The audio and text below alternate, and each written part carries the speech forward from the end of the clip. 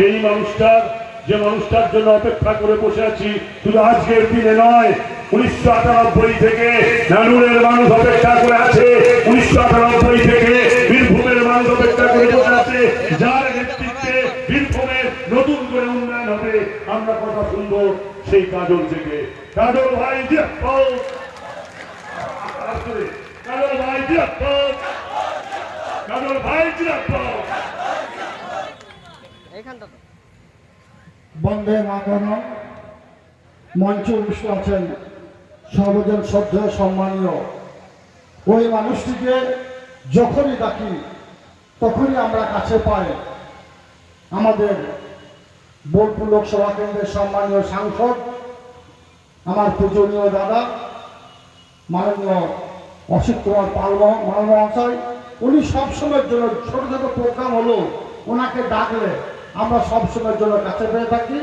আমি আশা করব আগামী দিনেও শুধু আমাদের কাছে পাওয়া নয়, আমাকে যে জায়গায় বসিয়েছেন ওনার কাছে এইটুকু আমার রিকোয়েস্ট, এইটুকু আমার অনুরোধ, সবসময়ের জন্য আমার পাশে থেকে আগামী দিনে আমি যেভাবে চলবো সেই পথটাকে উনি যেন সুদৃঢ় করবেন, সেই পথটাকে যেন পরিষ্কার করবেন। অতঃপর মঞ্চে বসে আসছেন আমার সব সময়ের সাথী, আপনাদের কাছের মানুষ, আপনাদের মনের মানুষ, যাকে ভোটাধিকার প্রয়োগের মাধ্যমে আমরা বিধানসভায় পাঠিয়েছেন নানুর বিধানসভার উন্নয়নের জন্য। আমার স্নেহের ভাই বিধানচন্দ্র মাঝি, তিনি সবসময়ের জন্য আমার কাছে আছেন এবং আগামী দিনেও থাকবেন। অতঃপর মঞ্চে আছেন আমার নানুর ব্লক কোর কমিটির অন্যতম সদস্য স্বপন মাস্টার মহাশয়, উপস্থিত আছেন নানুর ব্লক তৃণমূল কংগ্রেসের সভাপতি সুব্রতদা, মহিলা তৃণমূল কংগ্রেস নেত্রী বীরভূম জেলার সাহারাদি, নানুর ব্লক তৃণমূল কংগ্রেসের সভানেত্রী আমার স্নেহের বোন মনিজা, দুটো পঞ্চায়েত সমিতির নবনির্বাচিত সভাপতি, আপনাদের মনোনীত নবজোয়ার কর্মসূচির মাধ্যমে যাদেরকে আমরা সিলেকশন করেছেন, যাদেরকে আমরা নমিনেশন ফাইল করার জন্য অনুমতি দিয়েছেন, এবং তারপরে রাজ্য স্তর থেকে যাদের নাম এসেছে নানুর পঞ্চায়েত সমিতির সম্মানীয় সভাপতি আমাদের কৃষ্ণগোপাল মাঝি মহাশয় এবং বোলপুর ব্লকের আমাদের হানিফ ভাই, দুজন নবনির্বাচিত সভাপতি, এবং মঞ্চে উপস্থিত আছেন নানুর ব্লকের যারা ধারক এবং বাহক, পঞ্চায়েত সমিতির সদস্য, জেলা পরিষদের সদস্য, সর্বোপরি আমার সামনে যারা আছে এই অগণিত মানুষ, এই অগণিত ইয়াং জেনারেশন, আমার মায়েরা, বোনেরা, আমার ভাইয়েরা, আমার সংগ্রামী বন্ধুরা, আমার ইয়াং জেনারেশন ভাইয়েরা, যাদের সঙ্গে বিগত দিনে নানুর বিধানসভার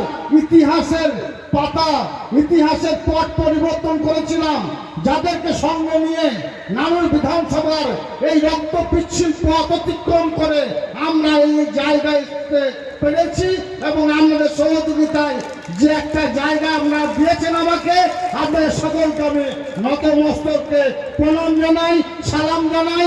এবং আজকের এই মঞ্চ থেকে আপনাদের কাছে আমার একটা অনুরোধ, আপনারা যখন এই জায়গাটা আমাকে দিয়েছেন, আমরা যখন শুধু নানুর বিধানসভা নয় সারা বীরভূম জেলার উন্নয়নের জন্য, সারা বীরভূম জেলার জাতি ধর্ম মত নির্বিশেষে সকল সম্পদের মানুষের জন্য জনসেবামূলক কাজের জন্য আমাকে নিয়োগ করার দায়িত্ব দিয়েছেন, অর্পণ করেছেন, তখন আপনাদেরকে বলবো সব সময়ের জন্য আমার সাথ দেওয়ার চেষ্টা করবেন, আমার সঙ্গ দেওয়ার চেষ্টা করবেন, আমাকে বুদ্ধি দেবেন, আমাকে পরামর্শ দেবেন।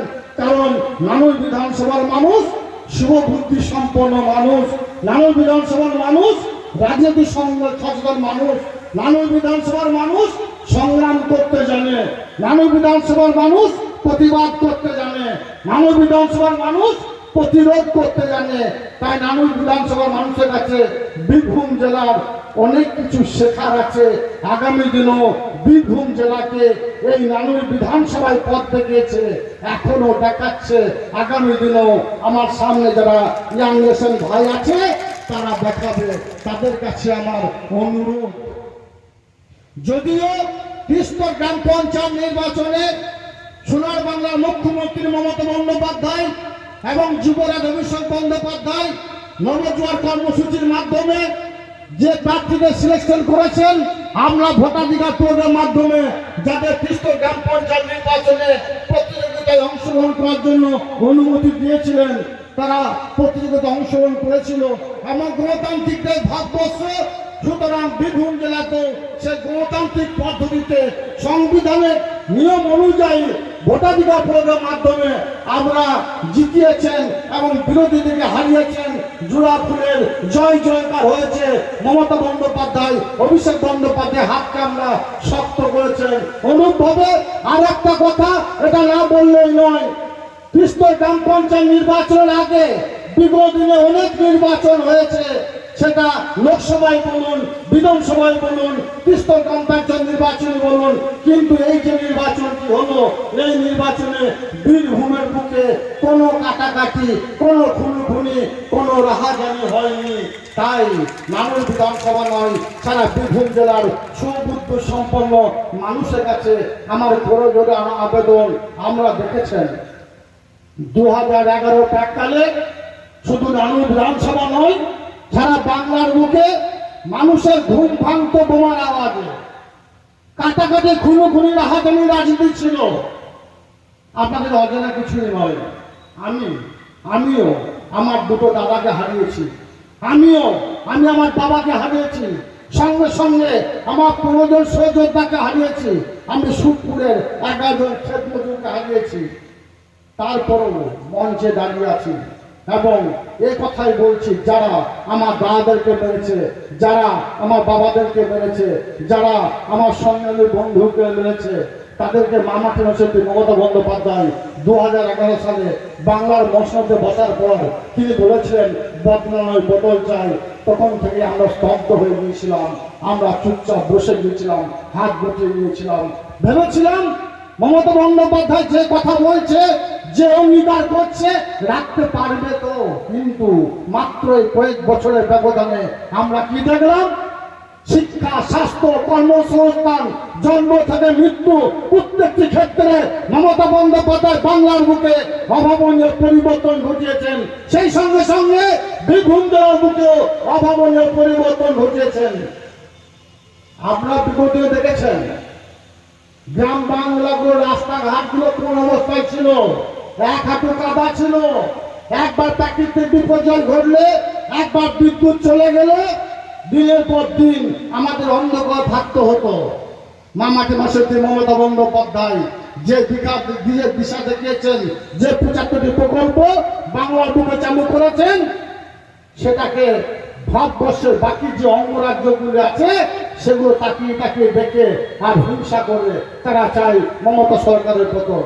21 নির্বাচনে পরাজয় পাখির এসেছিল এবং বলেছিল হয়তো মমতা বন্দ্যোপাধ্যায় সরকার থাকবে না, কিন্তু বাংলার মানুষ, সুবুদ্ধি সম্পন্ন মানুষ, তারা দেখিয়ে দিয়েছে বাংলাতে উন্নয়ন ঘটেছে একমাত্র মমতা বন্দ্যোপাধ্যায়। হিংসা, কাটাকাটি, খুনোখুনি বন্ধের রাজনীতি বন্ধ করেছেন মমতা বন্দ্যোপাধ্যায়। সুতরাং বাংলার মসনদে মমতা বন্দ্যোপাধ্যায়কে চায়।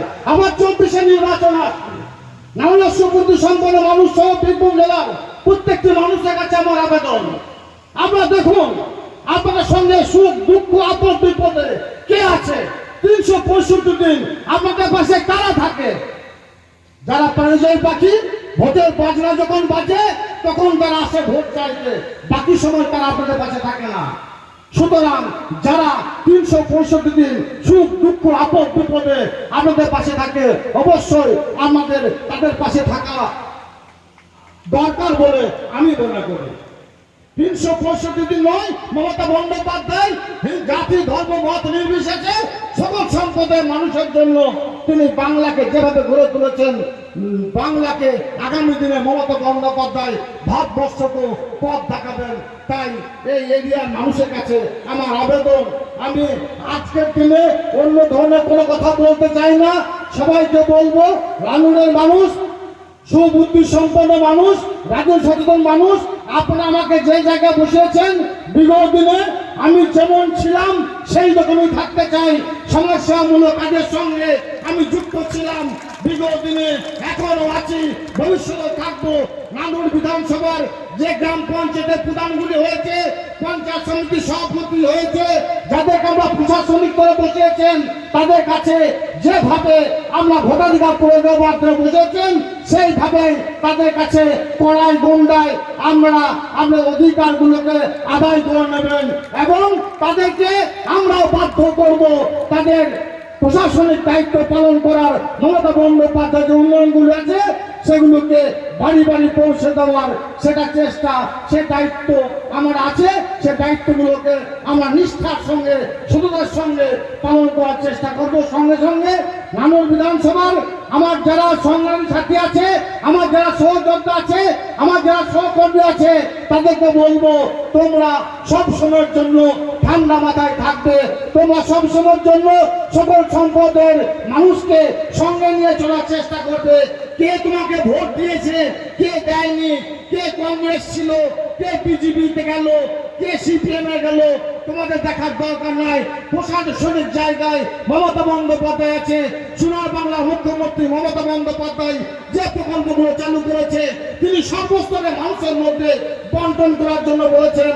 তাই আমার সৈনিক, আমার সংগ্রামী সাথী, আমার যারা নবজোয়ার প্রকল্পের মাধ্যমে যে নবযৌবন এগিয়ে এসেছে, যে নবযুবকরা এগিয়ে এসেছে, যারা কৃষ্ণ গ্রাম পঞ্চায়েত নির্বাচনে ভোটে উত্তীর্ণ হয়ে যারা গ্রাম পঞ্চায়েত, পঞ্চায়েত সমিতি এবং জেলা পরিষদের বিভিন্ন আসনে যারা বসেছেন, তাদেরকে বলবো শুধু বাড়ি বাড়ি গিয়ে মমতা বন্দ্যোপাধ্যায়ের জনমুখী প্রকল্পগুলোকে পৌঁছে দিন। আমরা দেখুন আমার কোনো বিধবা বোনটা, সে বিধবাকে বঞ্চিত আছে কিনা। আমরা দেখুন আমার কোনো বয়স্ক বাবাটা, মাটা, সে বার্ধক্য ভাড়া থেকে বঞ্চিত আছে কিনা। আমরা দেখুন আমার কোনো আদিবাসী ভাইটা সেই জল জল প্রকল্পের আওতায় এখন এসেছে কিনা। যদি না আসে থাকে, তাদেরকে নিয়ে আসার ব্যবস্থা করুন। মমতা বন্দ্যোপাধ্যায়ের জনমুখী প্রকল্পগুলো বাড়ি বাড়ি পৌঁছে দিন। তাহলে 24-এর নির্বাচনে আপনাদেরকে আর বাড়ি বাড়ি ভোট চাইতে যেতে হবে না। দুহাত করে বাংলার মানুষ মমতা বন্দ্যোপাধ্যায়, অভিষেক বন্দ্যোপাধ্যায়কে আশীর্বাদ করতে। আমাদের দুটো লোকসভা কেন্দ্র আছে, দুটো লোকসভা কেন্দ্রে 2 লক্ষের থেকে বেশি ভোটের ব্যবধানে আমরা জয়লাভ করব। এই অঙ্গীকার, এই সংঘবদ্ধ হয়ে আমাদের আজকের মঞ্চ থেকে শপথ দিতে হবে। তাছাড়া নানুর বিধানসভার যে প্রত্যেকটি গ্রাম পঞ্চায়েত থেকে আমার যারা লড়াকু সৈনিকেরা, আমার যারা সংগ্রামী বন্ধুরা, আমাকে যারা আজকে এই সম্মান জ্ঞাপন করলো, যারা আমাকে পুষ্পস্তবক করতে শুরু করে বিভিন্নভাবে উপহার দিয়ে আমাকে সম্মানিত করলো, তাদেরকে আমি নতমস্তকে আরেকবার প্রণাম জানাই, সালাম জানাই এবং দিনের শেষে একথা বলতে চাই, বন্ধু তোমাদের সঙ্গে বিগত দিনও ছিলাম, এখনো আছি, ভবিষ্যতেও থাকবো। মামাটি মানুষ জিন্দাবাদ, মমতা বন্দ্যোপাধ্যায় জিন্দাবাদ, অভিষেক বন্দ্যোপাধ্যায় জিন্দাবাদ, তৃণমূল কংগ্রেস কমিটি জিন্দাবাদ।